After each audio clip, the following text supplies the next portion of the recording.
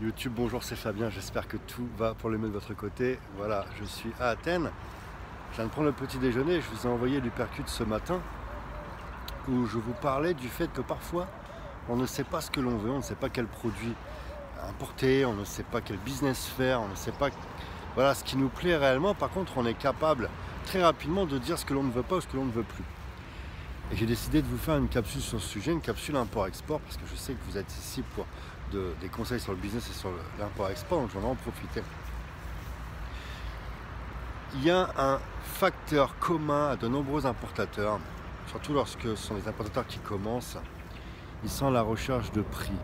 Ils importent du prix, et importer du prix, ça vous amène pas mal de conséquences négatives. Pourquoi je vous dis ça? Parce que j'en ai déjà parlé dans une capsule. La différence entre la qualité moindre et la bonne qualité en Chine, c'est vraiment infime. J'en ai déjà parlé. Parfois, une économie de 5, 10, 15 dollars en Chine peut avoir des conséquences de 100 et 150 euros en France en termes de SAV. Si vous devez réexpédier chez vous le colis, etc., si vous devez le réparer, avoir de la main d'œuvre dessus, si vous devez le retourner chez le client, vous êtes à peu près à 150 euros suivant les articles. Donc si vous voulez faire du bon business, c'est vraiment un conseil que je vous donne, vous devez éviter d'acheter du prix, de faire du cheap. Il y a de nombreux importateurs qui sont vraiment à la recherche de ça, il faut leur laisser ce bas de gamme, cette qualité, il faut laisser ça à ceux à qui ça ne dérange pas, voilà, d'avoir mauvaise réputation, d'avoir voilà, des soucis en permanence, etc. Ou si vous voulez perdurer, si vous voulez faire du business confortablement dans l'import-export, vous devez trouver le juste milieu, le produit qui va vous faire dégager de la marge, bien sûr, on est là pour ça, mais également le produit dont vous allez être fier. Vous savez que ce n'est pas un produit qui va revenir 72 heures après en SAV, vous savez que c'est un produit que vous pouvez vendre à n'importe quel de vos amis, à vos membres de la famille, à n'importe quel client, vous serez fier de le vendre. Si vous apportez un produit que vous n'êtes pas capable de le proposer à vos amis, à votre famille, c'est qu'il y a un problème. Donc ça part de là, le constat est simple. Évitez de faire du cheap, de la mauvaise qualité, vous allez avoir des gros SAV, des gros problèmes, du gros stress, ça ne va pas être confortable. Et puis en fait, au final, si vous faites le calcul, vous gagnez beaucoup moins que si vous aviez choisi dès le départ un produit de qualité.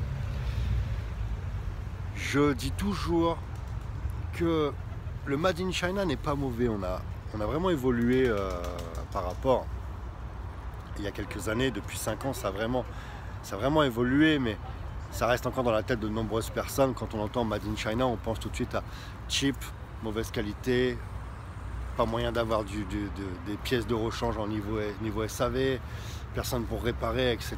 Bref, le client a un peu peur. Il y a 10 ans, c'était encore pire, 15 ans, on laisse tomber. Mais il faut savoir que la Chine fait du très bon produit. Il y a tout. C'est l'usine du monde.